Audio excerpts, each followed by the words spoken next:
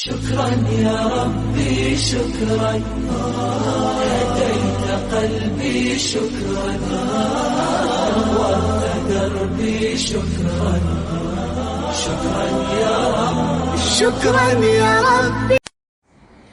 السلام عليكم ورحمة الله وبركاته. أعوذ بالله من الشيطان الرجيم. بسم الله الرحمن الرحيم.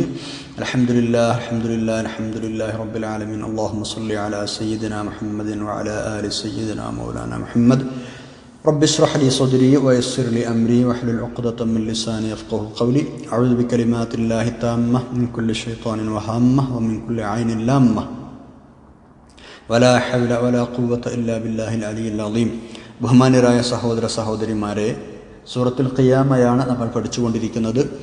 26 മുതൽ 29 വരെയുള്ള ആയത്തുകളാണ് നമ്മുടെ ചർച്ച ഉണ്ടായിരുന്നത്. മരണരംഗത്തെ സമയങ്ങൾ, അല്ലെങ്കിൽ മരിക്കുന്ന ആ സമയത്തെ അതിഭീകരമായ രംഗങ്ങൾ, അതാണ് നമ്മൾ പറഞ്ഞുകൊണ്ടിരുന്നത്. ബിസ്മില്ലാഹിർ റഹ്മാനിർ റഹീം. كلا إذا بلغت التراقي وقيل من راق وظن أنه الفراق والتفت الساق بالساق. صدق الله العلي العظيم. മരിക്കുന്ന സമയത്ത് ഞാനിവിടെ വിട്ടുപോവുകയാണ്, വേർപാടാണ് എന്ന് ഉറപ്പിക്കുന്ന സമയത്ത് മനുഷ്യൻ ബേജാറാവുന്ന രംഗങ്ങളാണ് അല്ലാഹു തആല പറയുന്നത്.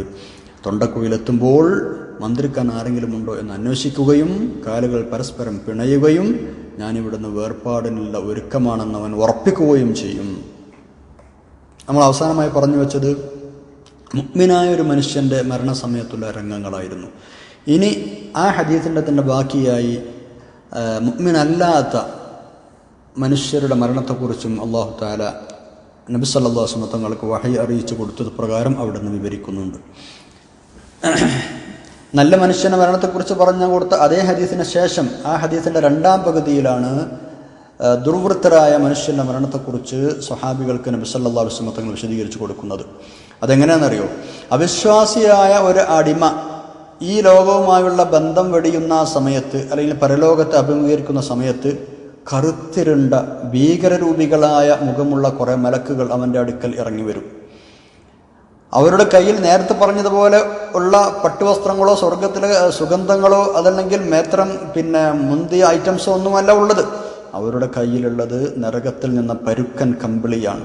നരകത്തിൽ നിന്ന് കൊണ്ടുവരുന്ന ഒരു പരുക്കൻ കമ്പിളിയുണ്ട്, കറുത്ത കമ്പിളിയുണ്ട്. ഇവർ ഈ മനുഷ്യന്റെ മുമ്പിൽ വന്നിരിക്കും. അതിനുശേഷം മരണത്തിന്റെ മലക്ക് വന്ന് അവന്റെ തലയുടെ ഭാഗത്തിരിക്കും.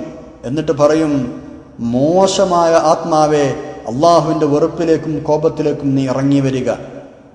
ഇത് കേൾക്കേണ്ട താമസം പേടിച്ചു വിറച്ച് ആ ആത്മാവ് ശരീരത്തിൻ്റെ ഉള്ളിലേക്ക് തന്നെ വലിയും. റൂഹ് ഇങ്ങോട്ട് പോരാതെ അങ്ങോട്ട് ഉള്ളിലേക്ക് വലിയും. പക്ഷേ മലക്കുകൾ അതിനെ ബലം പ്രയോഗിച്ച് പിടിക്കും. നനഞ്ഞ പഞ്ഞിക്കെട്ടിൽ നനഞ്ഞ പഞ്ഞിക്കെട്ടിൽ കൂടി ഈ മുള്ള് അതല്ലെങ്കിൽ കുളത്തുകളൊക്കെയുള്ള ദണ്ട് വലിച്ചെടുക്കുന്നത് പോലെ എന്ന് പറഞ്ഞാൽ വളരെ പ്രയാസപ്പെടുത്തിയിട്ടും വേദനിപ്പിച്ചിട്ടും ആ ആത്മാവിനെ മലക്കുകൾ വലിച്ചെടുക്കും. മുള്ളുകളും കൊളുത്തുകളൊക്കെ ഉള്ള ദണ്ട് ഈ പഞ്ഞിൻ്റെ കെട്ടുണ്ടാവില്ല, അതിനെ നനഞ്ഞ പഞ്ഞിയുടെ കെട്ടിൽ നിന്ന് ഇങ്ങനെ മുള്ളുള്ള അല്ലെങ്കിൽ കൊളുത്തുകളുള്ള ഒരു ഇരുമ്പിൻ്റെ ദണ്ട് വലിച്ചെടുക്കണമെന്ന് ആലോചിച്ച് നോക്കിയാട്ടെ. അത്രയും പ്രയാസത്തോടു കൂടി ആ മലക്കുകൾ അത് വലിച്ചെടുക്കും. എന്നിട്ട് വലിച്ചെടുത്ത് പുറത്തേക്ക് ബലം പ്രയോഗിച്ച് വലിച്ചെടുക്കുകയും ഉടനെ തന്നെ കൂടെയുള്ള മലക്കുകൾക്ക് അത് കൈമാറുകയും അവരപ്പോൾ തന്നെ അവരുടെ കയ്യിലുള്ള കറുത്ത പരുക്കൻ കമ്പിളിയിൽ അത് വെക്കുകയും ചെയ്യും. അതുകൊണ്ട് വെച്ച് കഴിഞ്ഞാൽ തന്നെ അതിൻ്റെ ഉള്ളിൽ നിന്ന് ശവം ചീഞ്ഞളിഞ്ഞതുപോലെയുള്ള ദുർഗന്ധം പുറത്തു വന്നുകൊണ്ടിരിക്കും എന്നാണ്. ഇതുകൊണ്ട് ആകാശത്തേക്ക് അവർ കയറിപ്പോകും. ഓരോ സംഘം മലക്കൾ അടുത്തെത്തുമ്പോഴും അവർ ചോദിക്കും, ഏത് ദുർഗന്ധമുള്ള ആത്മാവാണിത്, ഏത് മോശക്കാരനാണ് ഇയാൾ എന്ന് ചോദിക്കുകയും അവർ ദുനിയാവിൽ അയാൾ അറിയപ്പെട്ടിരുന്ന ഏറ്റവും മോശമായ പേരുകൊണ്ട് അയാളെ പരിചയപ്പെടുത്തി കൊടുക്കുകയും ചെയ്യും. അങ്ങനെയാണ് ആകാശങ്ങളൊക്കെ കയറി അവർ അവിടെ എത്തി. ആകാശം തുറക്കാൻ ആവശ്യപ്പെട്ടാൽ, ഏറ്റവും ഒന്നാമത്തെ ആകാശം തുറക്കാൻ ആവശ്യപ്പെട്ടാൽ തന്നെ അത് തുറക്കൂല എന്നാണ്. അത് മലക്കുകളെ തുറന്നു കൊടുക്കുകയില്ല, ഇവിടേക്ക് ഇവനെ വേണ്ട എന്ന് പറയുമെന്നാണ്. യാ അല്ലാഹ്, അള്ളാഹു നമ്മളെ കാത്തുരക്ഷിക്കട്ടെ, ആമീൻ.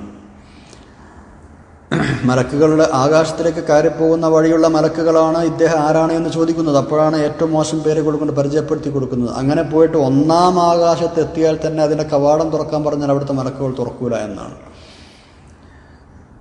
എന്നിട്ട് നബി സല്ലല്ലാഹു അലൈഹി വസല്ലം തങ്ങൾ ഈ ഹദീസ് പറയുന്നതിനിടയിൽ സൂറത്തുൽ ആറാഫിൽ 40-ാമത്തെ ആയത്ത് ഓതി. ആ ആയത്തിൻ്റെ അർത്ഥം ഇങ്ങനെയാണ്: അവർക്ക് ആകാശത്തിൻ്റെ വാതിലുകൾ തുറക്കപ്പെടുകയില്ല, ഒട്ടകം സൂചിക്കോടിലൂടെ പ്രവേശിക്കുന്നത് വരെ അവർ സ്വർഗത്തിലും പ്രവേശിക്കുകയില്ല എന്ന് പറഞ്ഞാൽ ഒരിക്കലും അവർ സ്വർഗത്ത് പോരാൻ. ഒരു സൂചിൻ്റെ ഓട്ടയിലൂടെ ദ്വാരത്തിലൂടെ ഒട്ടകം കടക്കുമോ? അത് മുഹാലല്ലേ, അസംഭവ്യമായ കാര്യമല്ലേ? എന്നതുപോലെ ഇവരും സ്വർഗത്തിൽ കടക്കാൻ പോകുന്നില്ല. അല്ലാഹുവേ ഞങ്ങളെ കാക്കണേ, ആമീൻ.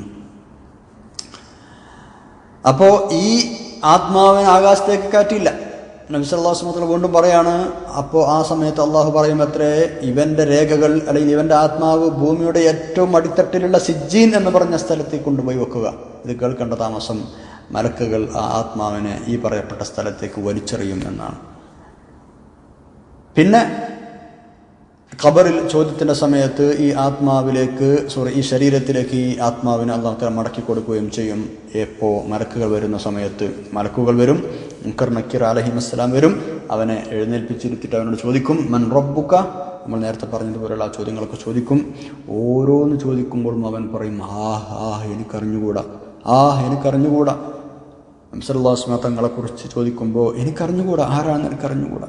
അപ്പോൾ ആകാശത്തു നിന്ന് വിളിച്ചു പറയപ്പെടും അത്രേ, കളവാണവൻ പറയുന്നത്, അവൻ നിഷേധിയാണ്. നിങ്ങൾ അവന് നരകത്തിൻ്റെ ഒരു വിരിപ്പ് ഒരുക്കി കൊടുക്കണം, നരകത്തിൽ നിന്നൊരു വാതിലും അവൻ്റെ ഖബറിലേക്ക് തുറന്നു കൊടുക്കണം. ആ സമയത്ത് അവൻ നരകത്തിലെ ചൂടും മറ്റു അനുഭവങ്ങളുമൊക്കെ ഖബറിൽ അനുഭവിച്ചറിയും. വാരിയെല്ലുകൾ പരസ്പരം കോർക്കുമാർ അവൻ്റെ ഖബർ ഇടുങ്ങും. അല്ലാഹു നമ്മളെ കാത്തുരക്ഷിക്കട്ടെ, ആമീൻ. വാരിയെല്ലുകൾ പരസ്പരം നമ്മൾ കൈവിരലുകൾ കോർക്കുന്നത് പോലെ കോർത്ത് ഖബർ അവനെ എടുക്കും, രണ്ട് സൈഡിൽ നിന്നും അവനെ എടുക്കും. അതിനുശേഷം വളരെ വിരൂപനായ വൃത്തികെട്ട വസ്ത്രം ധരിച്ച ദുർഗന്ധമുള്ള ഒരാൾ അവൻ്റെ അടുത്തേക്ക് വരും. എന്നിട്ട് പറയും, ഇവൻ വരുമ്പോൾ ഇയാൾ ചോദിക്കും, ആരാണ്? അയാൾ ആദ്യമേ ഇത് പറഞ്ഞുകൊണ്ടാണ് വരിക, നിന്റെ നാശം അറിയിക്കാൻ വന്നവനാണ് ഞാൻ, നിനക്ക് നാശം എന്ന് പറയാനാണ് ഞാൻ വന്നത്. നിങ്ങൾ ആരാന്ന് ചോദിക്കും. നീ ദുനിയാവിൽ ചെയ്ത ദുർഗന്ധങ്ങളാണ്, അതല്ലെങ്കിൽ നീ ദുനിയാവിൽ ചെയ്ത ദുഷ്കർമ്മങ്ങളാണ് ഞാൻ.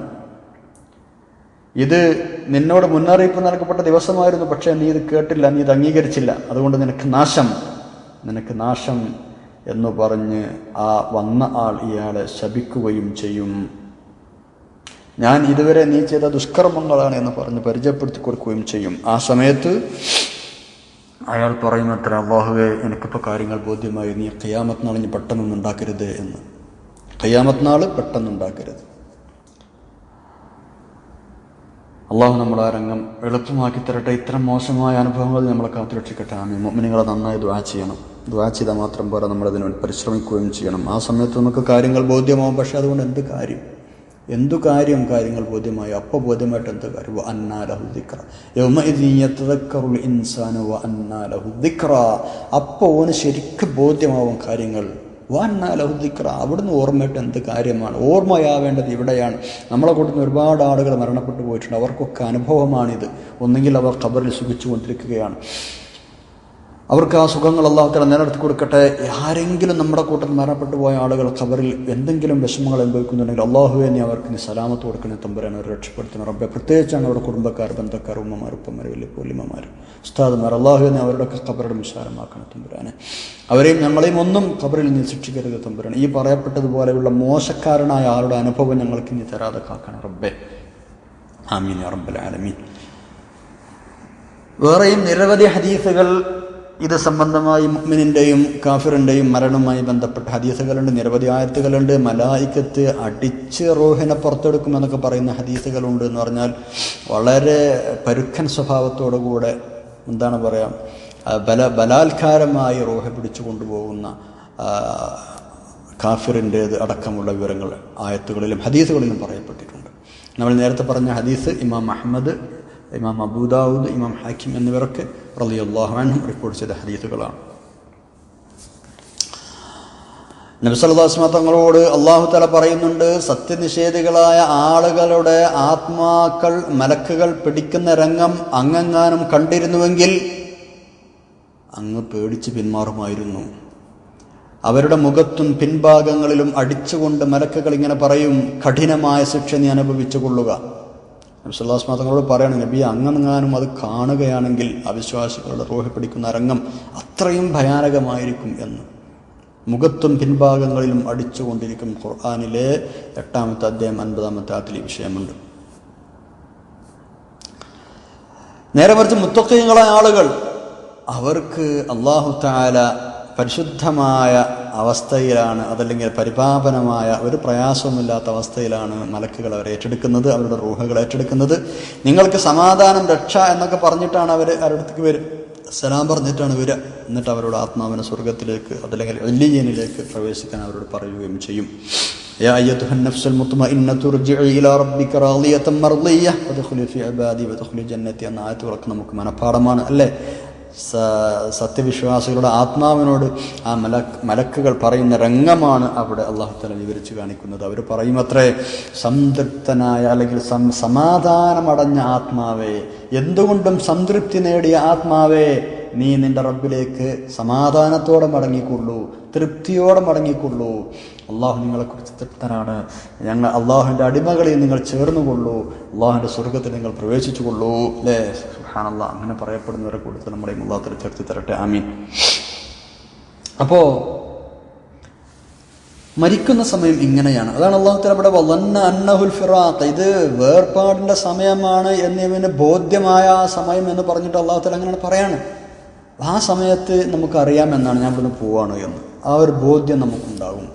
മരിക്കുന്ന സമയത്തിൽ മലക്കുകളുടെ സംസാരത്തിൽ നിന്ന് മരണപ്പെടുന്ന വ്യക്തിക്ക് വരാൻ പോകുന്ന തൻ്റെ അവസ്ഥയും ഇപ്പോൾ കഴിഞ്ഞ ജീവിതവും ഇനി പരലോകത്തുള്ള സ്ഥാനവും അത് നല്ലതാണോ മോശമാണോ എന്നൊക്കെ ആ സമയത്ത് അറിയാൻ കഴിയും. സ്വർഗമാണോ നരകമാണോ എന്നൊക്കെ ആ വരുന്ന മലക്കുകളുടെ സംസാരത്തിൽ നിന്നും അവരുടെ പെരുമാറ്റത്തിൽ നിന്നും ഇയാൾക്ക് മനസ്സിലാക്കാൻ കഴിയും എന്നാണ്.